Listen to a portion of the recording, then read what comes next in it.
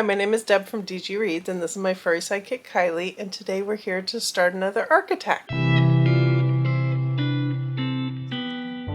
If you're not aware, Arc Attack is a series where I take a look at upcoming releases or very recent releases where the publishers have very kindly provided me with an advance copy for review purposes. I have a lot of these to get to, and this is a good motivation to get them read and get you my thoughts so you can have some information to let you know if this might be a book for you, maybe it's not a book for you, and for me to stay on top of something I need to be doing. So I have put out a couple of these already, and I do have a playlist for them, so I will have that link. But I did warn in the last one that I had a ton of upcoming arcs. So without further ado, I think it's time to get into it. So I think this will have probably about 5, maybe 6 books in it. I don't always know when I start how much I'm going to be able to get in, but I am looking forward to so many books that are coming up. Spooky season is coming. I've got some fantasies to get to. I've got at least one novella I think to get in, so that'll help with the getting through things. So I will go ahead and start reading, and I'll be back once I have more thoughts. Okay, I thought I'd start off this arc attack with a very short read. I didn't even give you midway thoughts because it's more of a short story novella, but I do have the audio arc from Amazon and NetGalley, and it is for The Doll's House by Lisa Unger. And I read the whole thing yesterday. The audio falls just short of 3 hours. In print, Goodreads says it's a 98-page story novella. We're following Jules, who is widowed. She met a new man and has fallen into a whirlwind romance with him. And she winds up moving her teenage daughter Scout and herself in with this man into his old family home. But it's not exactly the old family home you would immediately think of. It's a smart house. Everything's controlled by the house and by her fiance to limit access or grant access to different areas of the house. The daughter, Scout, is understandably upset having to uproot her entire life, leave all of her friends behind, and move to a new place. And this continues on until she finds a doll in the house, and that kind of lifts her mood, especially when her mother's fiance says that it belonged to his late sister and she can keep it. There were a lot of elements that definitely drew me to the story, and I overall found it an entertaining enough read. I didn't ever feel that it really got creepy to the extent that I wanted it to. I think the characters were well done. The discussions on grief, given that we're dealing with a woman who lost the husband she truly loved and the daughter who lost a father she loved, I think were well done. I think there were some elements I wanted to see fleshed out a little bit more. There were some AI elements that I thought could have gone a spooky direction that didn't necessarily hit all the things that I would have liked to see, but overall it was entertaining. I think this is one that's likely going to be the usual kind of setup for an Amazon original short story where you can get it from KU or from Audible, probably for free. So I think it's worth picking up for that, but overall it was a 3.5 read for me.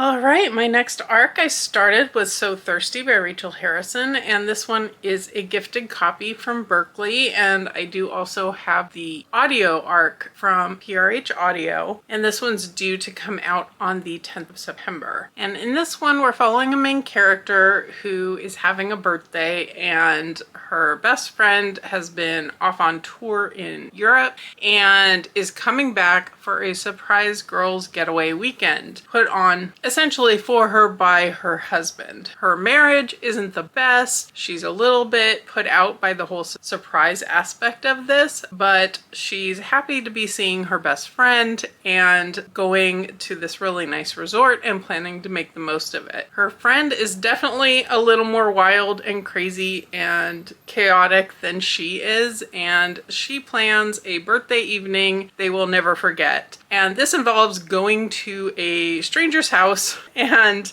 there they find quite the party. There's drinking, there's drugs, there's an orgy going on, and our main character isn't entirely on board. She winds up getting a little bit connected with one of the men there. She finds him attractive, she finds him very interesting. He has an accent she can't quite place, and she follows him off and learns a little bit more about him. Things wind up taking some really dark turns, and it turns out these people are vampires. As the synopsis says, their lives are never going to be the same. You can imagine what might happen to permanently change their lives. This is an author that I really enjoy in general, and I think this one's on the darker side of some of her more cozy horror books that she's had. This one definitely has a lot of blood, being vampires and all, and a lot of kind of internal thoughts from our main character, who is also a little bit sad about her life, about growing older, about her marriage. Even her relationship with her best friend isn't always perfect. So she's having to go through a lot of self-discovery in here, and I'm having a great time. I'm 50% of the way through and binge read the entire first half today, and look forward to continuing on. And then I'll be back once I have some updates. I finished up So Thirsty, and I had a fantastic time with this book. I really think it was super bingeable. I had a hard time putting it down when I needed to. It kept calling me to pick it back up. And overall, it just was a ton of fun. I really like Sloane as the main character. I think she had a lot of good inner dialogue for us to follow, a lot of conflicted feelings about everything that was going on here, which felt very real to the situation. Naomi as her best friend was quite the piece of work. She was very over the top, and I didn't find myself really liking her, but I really liked Sloane's loyalty to her and those long-lasting friendships that maybe are in place because you've known that person most of your life and you've been through all the things with them. And even if you had met in the present day, maybe you wouldn't initially kick it off, but that level of loyalty is there, and I appreciated that as well. I think the overall cast of characters was really interesting. The different personalities that each of them had was well done. I think the plot was interesting. It was less, I would say, plot heavy than character heavy, but there is a plot involved of navigating this new world. The lore of the vampires and the different types of vampires in this world was very interesting to me, and this wound up being a solid 4.5-star read, and definitely one I would recommend picking up. So thank you again to Berkley and PRH Audio for this art. I have now started the sequel, which is by Jean Korelitz, and it is indeed a sequel following the plot. And this one does follow very closely on what happens in the first book, so it does have spoilers for what went on with book one. I think if you weren't interested in reading book one, you probably could jump into this one. It gives enough of a recap to kind of refresh the memory. It's been a while since I read the first book, so I definitely needed some of those reminders. But I think the author did a good job of not going too heavily on the reminders, but also putting enough in there to actually get me up to speed. In this one, we are following a woman, Anna, whose bestseller husband has died. She winds up kind of cashing in on his fame a little bit by writing a story of her own. And in this case, she gets it published. She gets a lot of attention about this. And this then winds up drawing somebody's attention. She's getting pages from a manuscript that come with some notes saying, doesn't this look familiar? That type of thing. And when she does a book signing, somebody leaves kind of a cryptic but important or meaningful message for her in one of the books she needs to sign. And then other people start hearing some strange things. And she's the only one who really knows what these messages mean. And she's slowly letting the reader in on that. But the story story so far has been a lot of kind of flashbacks to what happened in the past and why these messages are so concerning to her. And as of where I'm at now, which I think I'm at like 47%, just shy of the halfway point, she is starting to kind of look into people related to the past that would relate to her manuscript and to these notes. So I'm very intrigued. It's got me hooked. I flew through the first half. This is one I have as an audio arc from Macmillan Audio, so I appreciate that. And I listened to the first half today on my commute and a little bit while I was at work, and couldn't believe I was already at the halfway point and needed to stop so I could give an update. So it's going well so far. I'm having a good time with it. Anna has a lot of complexities to her. She's not necessarily a likable character, but she's one of those unlikable characters that are still really compelling to read about. So once I get further in, I will be back with some additional thoughts. I have now finished up the sequel, and I'm here with my final thoughts, which are a bit mixed. I had a good time with this. I think it was easily readable, very bingeable, very easy to listen to the audio and multitask while still absorbing everything. I think the character of Anna was really interesting to follow. Not someone you're gonna like, but at times I did find myself kind of thinking I was rooting for her. I'm still not sure if I wanted her to get away with all that she was doing or not, but she was an interesting character to read about regardless. In terms of the plot, I think it was a little bit more of leading the reader along and just needing to follow the story as opposed to necessarily being able to guess who was behind the different things that were happening to Anna. She's certainly the type of character who has a lot of potential people who would have reason to come after her for certain things, so there were plenty of options. But as we kept getting reveals of what she had done in the past and things almost got worse and worse over time, I didn't necessarily expect what wound up happening. There were surprises, certainly, but kind of in the sense that I wish there had been maybe a little bit more that I picked up earlier on in the book, which could have also been a me thing, not the book thing. So overall, I had a good time with this one. It's getting a 4 stars from me. So if you enjoyed the plot, I think you will enjoy this one as well.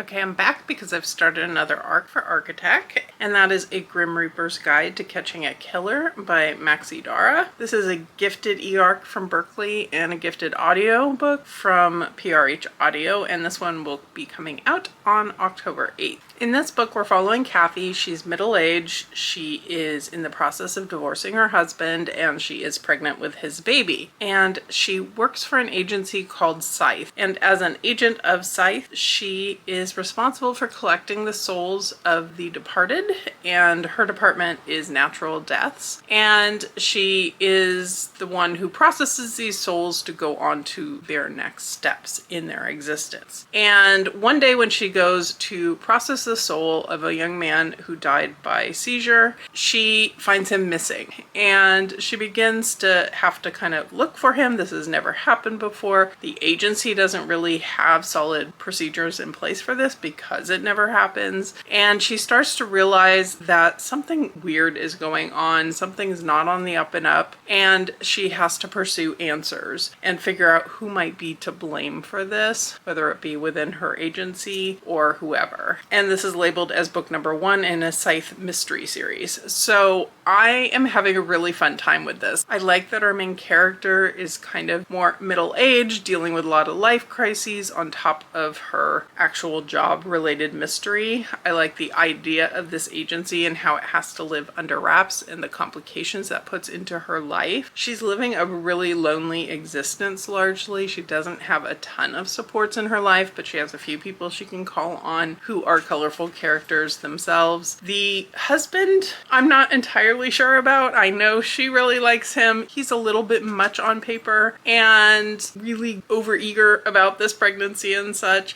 but I do like him. He's just someone I think in real life would be a lot to handle. Same with kind of her best friend type figure, the one that's mainly kind of leaning into helping her with this investigation. I think these books are going to be the type where you have over-the-top characters who are fun and probably better on paper than necessarily sitting next to you at the dinner table maybe, but I am having a good time with it. I am looking forward to continuing on with it. I have another half day of training, so I'm actually at home this morning working with Kylie as my coworker and watching a training in the morning.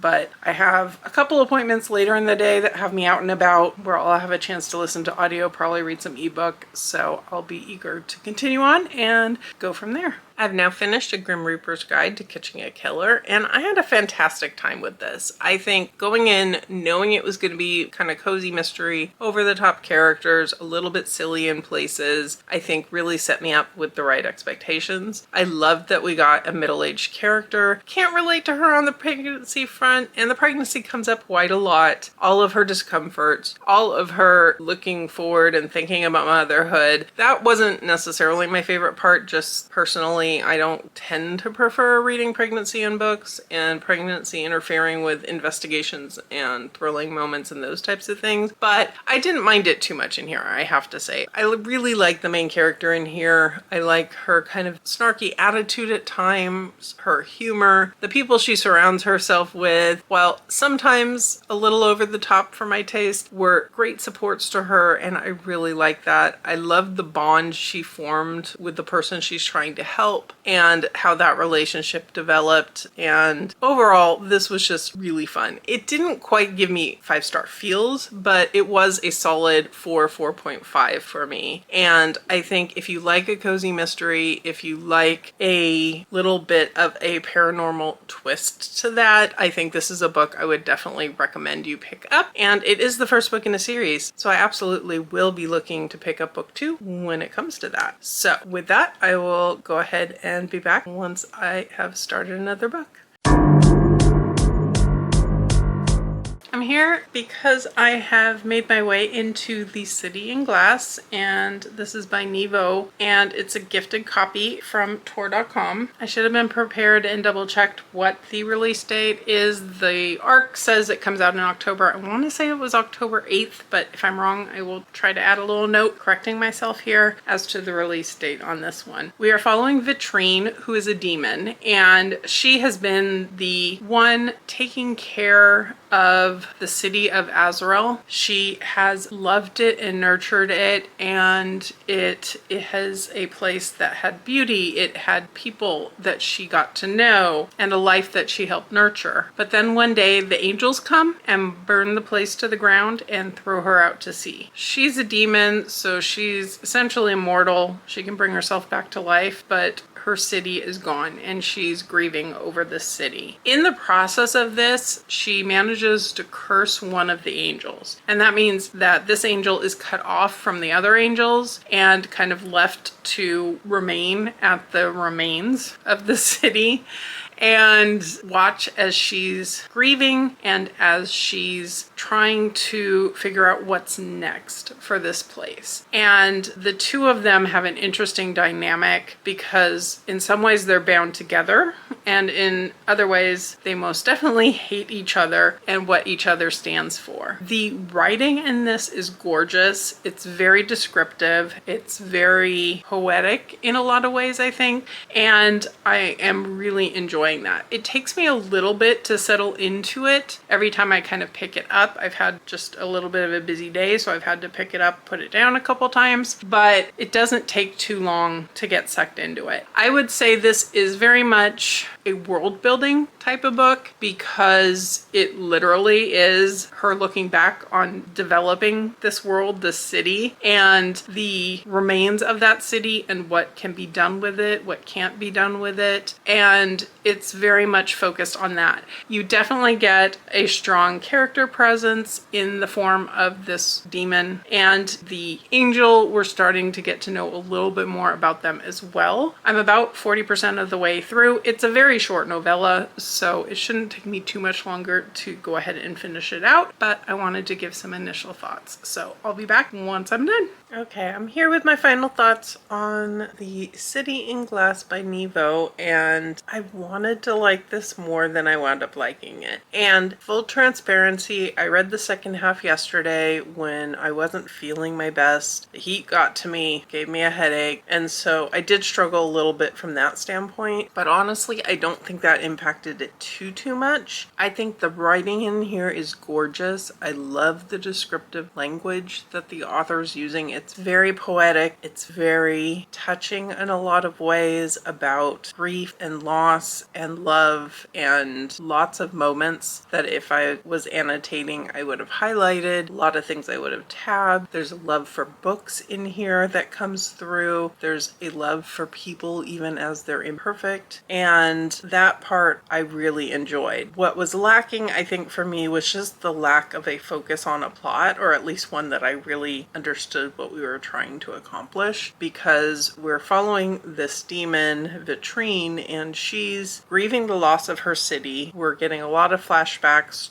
to her time with her city and everything that happened there, the people she's lost, and then there's a rebuilding of a new city, and then a breaking down of that city again, and there's a little bit of a cyclical nature to it. There's a lot of loss, coming to love something and losing it. The relationship between the angel and Vitrine was interesting, but I'm not sure I fully got what the author was trying to get from it. The pace of this is very slow. It's very meandering. I still think I'm giving it 4 stars because I think it just was a beautifully written book, but I think on the low end, like it could even be like a 3.5 kind of 4-star. So I wish I was ending this on a higher note, but thank you again to TorDotCom for sending this one to me. I definitely did want to read it, and I'm glad that I did. But with that, I am going to wrap things up here for this arc attack. I have another one I've actually already started that will be coming out in just a couple of weeks, because I do still have quite a few arcs I'm excited for this month, but I couldn't cram them all into one video. So let me know in the comments below, what books are you looking forward to in the near future? Have you read any of these or any of these on your TBR? I'd love to hear all the things. And if you have made it this far and you don't have anything to comment, give me a fire emoji. Both because City in Glass definitely had a lot of fires destroying the city, and also because it's just so gosh darn hot in California right now. Thank you so much for being here. If you enjoyed this video, if you could hit that like button below, I would really surely appreciate it. Subscribe if you're interested in more of my content, more of my arc thoughts, and my book content in general. And with that, I will leave you here and see you real soon in a new video.